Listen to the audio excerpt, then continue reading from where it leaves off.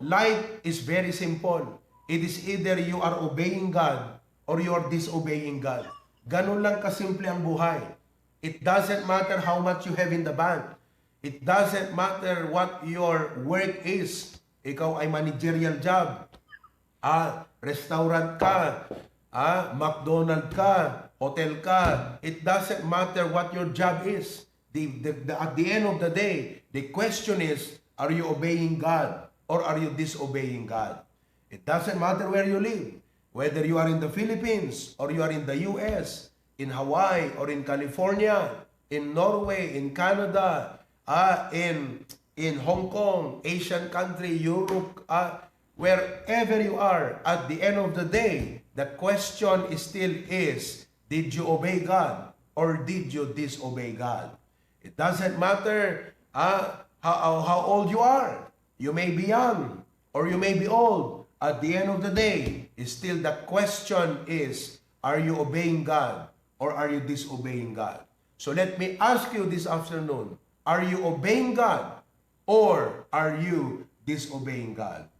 Let me talk to you about the power of your disobedience. Now, as an introduction, I want you to realize that obedience is not an accident. You do not obey God because of an accident. Hindi po. Obeying God is a choice. It is a choice that you have to fight for every day. It is a choice that you have to struggle about at times. It is a choice that you will have to do it in spite of your rationalization. Meron tayong mga katwiran. Meron tayong mga rason. Meron tayong mga excuses.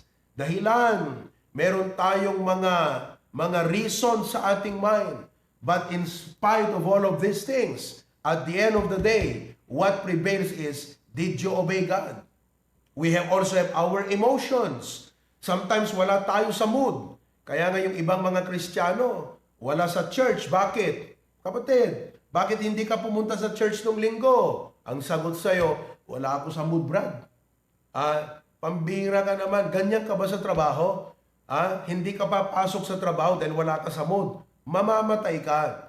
See, just like going to work is a choice. It's a decision that you have to do it every day. Uray dim kayat bumangon. Bumangon ka din ka agubra. Diba? Uray agsaksakit kan. Ing ka natagubra. Apay? Because you have made up your mind to go to work. Because if you do not work, you have nothing to eat. If you do not work, guyudon na tabalay mo. Guyudon na tanugam mo. Ano pa nuhang ka pa nagtrabaho, awan igatang mo't sapatos mo. Awan igatang mo't badon. So you have resolved in your heart, I will go to work. Diba? Ganyan din ang obeying God, mga kapatid. So nga, it is something that we have to struggle with our rationalization. Emotion. Sometimes, because of others' opinion. Diba? Yung mga kaibigan mo, kamag-anak mo, when they go against your decision to obey God, it is really difficult. But at the end of the day, it is not about others' opinion. It is not about your emotion that counts. It is not about your rationalization that counts. At the end of the day, what counts is your obedience to God. Are you with me? Okay? So ngayong hapon, let me discuss to you about the power of your obedience. Number 1, by obedience. Are you still alive? Si bibiyag kayo mo lang kakabsat. Daman la Bible yun ta, kada ballpen yung notebook yo. Okay? Make sure you write this thing down. By obedience, number 1, we honor and please God.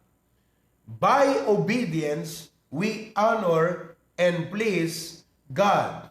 Now, whether you like it or not, your life is about pleasing. Pleasing who?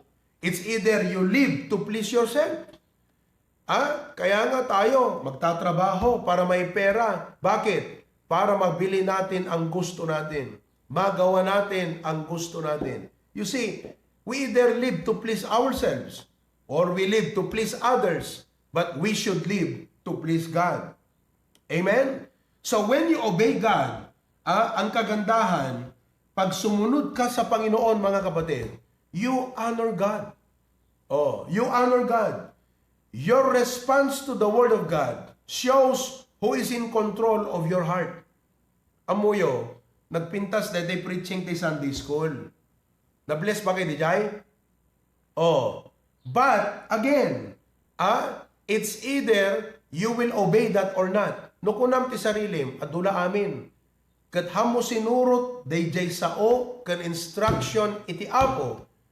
You are showing, what you are showing with that attitude and with that response, mga kapatid. You are showing that you are not honoring God. You are not honoring Him. Awan respetom kiniapo Diyos. Awan pa ng bigbig mo kinkwana. Awan iti pa nagpakumbabam kiniapo Diyos. That's what your attitude is telling. That is why, when you choose to obey God every time, what you are telling is, I humble myself to God. I show my respect and reverence to God. I honor God. That's what it means. Let me ask you, are you honoring God? Hello? Are you honoring God? Okay? Even in small matters. Oh, among ti pakatesan ti obedience ken panang honor tay ti Apo kakabsat. Halaeng ngano adda makakit-kita king ka nga Kristiyano. No diket ijay trabaho, adu temptation dita. Adu iti sulisog di trabaho. Adu ti sulisog di eskwela. Adu dagiti sulisog ijay balay wherever you are. Now, dagiti may sursuro nga adal king kakabsat. No kunam, Lord, I am faced with many temptations surrounding me. I have all of these battles and struggles in life, but God, I choose to obey you.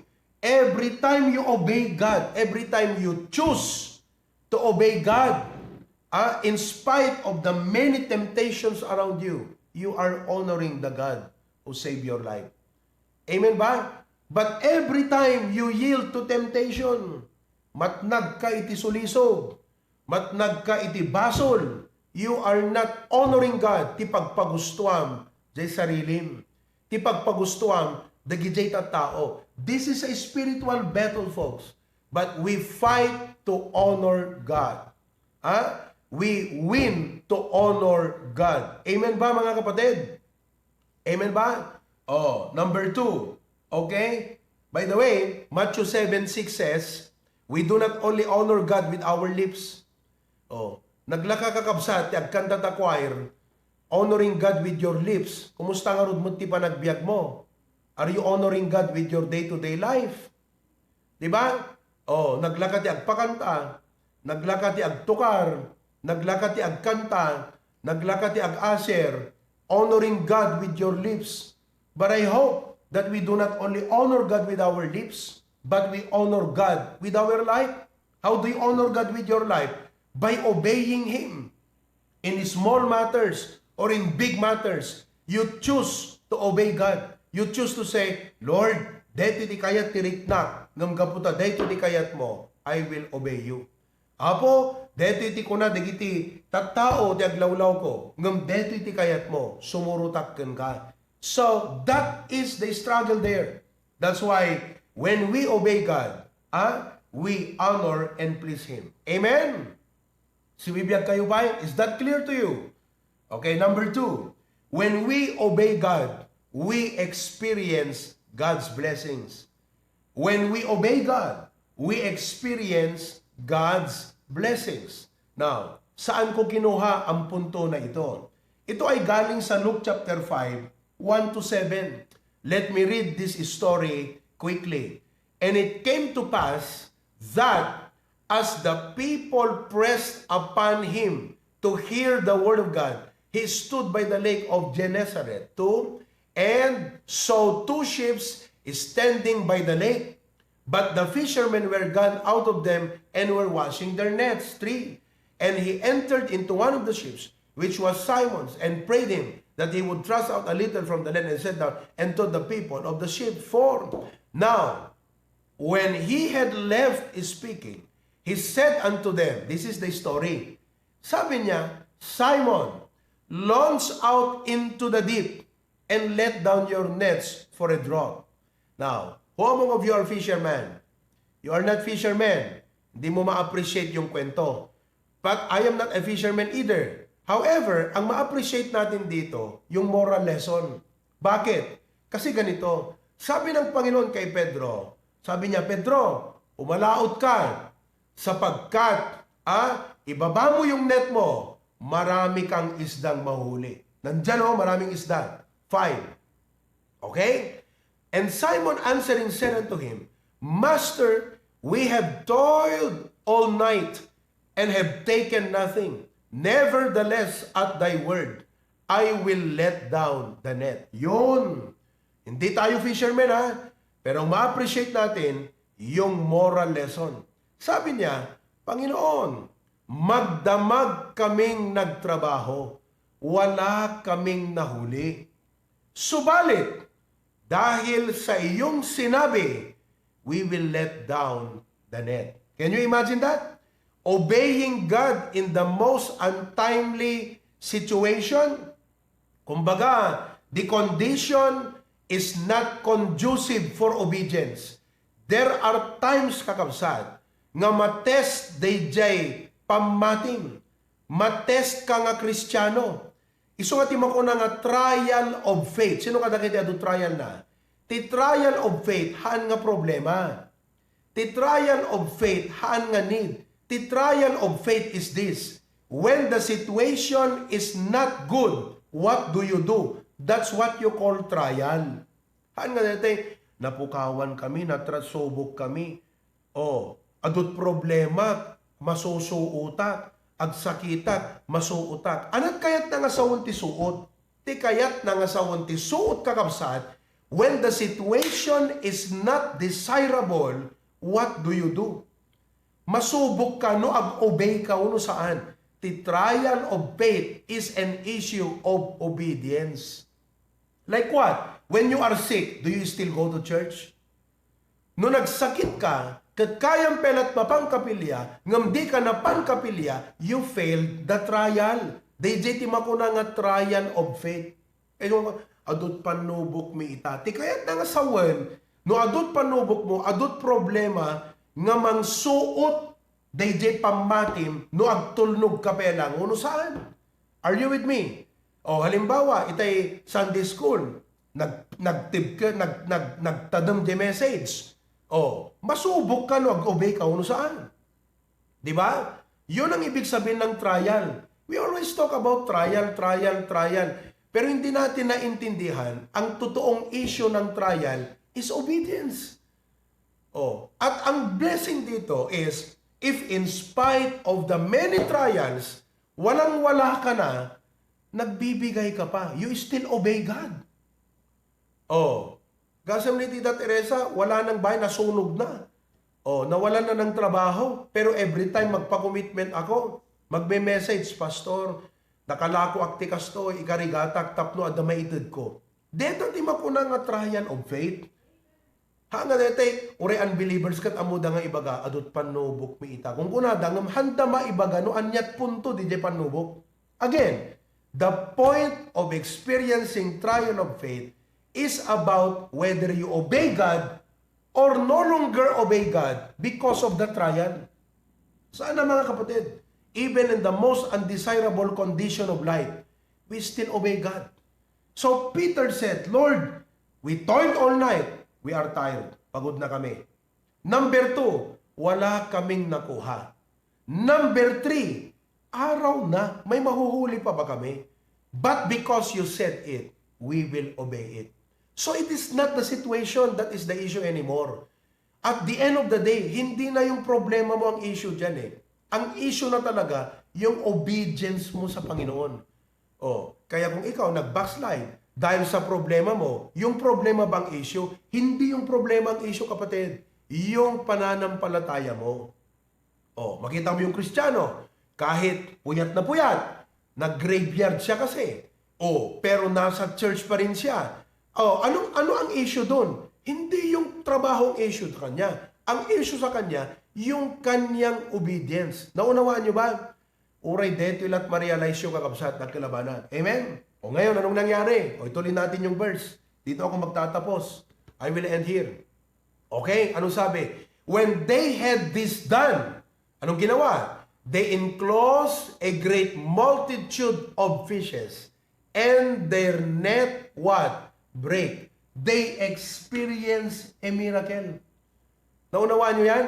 So pag nag-obey ka sa Panginoon, etong punto dyan when God is telling you to do something, it is because He has arranged and planned a miracle in your future.